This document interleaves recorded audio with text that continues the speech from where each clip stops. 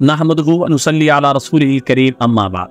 शाकिर भाई सऊदीया वाले सवाल करते हैं कि एक शख्स ने कुर्बानी के लिए जानवर लिया, कुर्बानी के दिन से पहले ही जानवर मर गया या गुम हो गया, और उस शख्स के पास इतने पैसे भी नहीं है कि मज़ीद जानवर ले सकें, और कोई चीज़ उसके पास ऐसी मौजूद नहीं जिसको बेचकर वो जानवर ले सके, और वक़्त की ऐसी कमी है कि वो उधार भी किसी से नहीं ले सकता और कोई उसको उधार देने के लिए तैयार भी नहीं है। ऐसी सूरत में कुर्बानी का क्या हुक्म है? तो जवाब सुन लें कि देखें कि एक आदमी जिस पर कुर्बानी वाजिब थी वो साहिब निसाब था, वो जानवर लेकर आया, और अल्लाह पाक की तरफ से कोई ऐसा मामला हुआ कि जानवर मर गया और या जानवर गुम हो गया, दोनों सूरतों में उस पर कुर्बानी करना वाजिब हो जाएगी।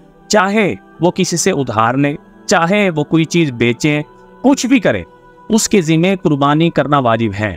अगर कुर्बानी के 3 दिनों में उसने कुर्बानी नहीं की और कुर्बानी के अयाम गुजर गए और इस पर कुर्बानी वाजिब थी क्योंकि इसके पास पैसे नहीं थे, अब कुर्बानी के दिन गुजरने के बाद इसके लिए ज़रूरी है कि एक मुतवस्सित दर्जे का जानवर जो आता है उसकी कीमत फुकरा और मिस्कीन पर सदका करे, ये इसके ज़िम्मे वाजिब। अगर जिसका जानवर मर गया या गुम हो गया वो गरीब आदमी था, वो साहिब निसाब नहीं था, बस वो खुशी के लिए जो है ना जी कुर्बानी कर रहा था, तो इस आदमी के लिए अब ज़रूरी है कि वो कुर्बानी ना करे, इस पर कुर्बानी दोबारा करना वाजिब नहीं है।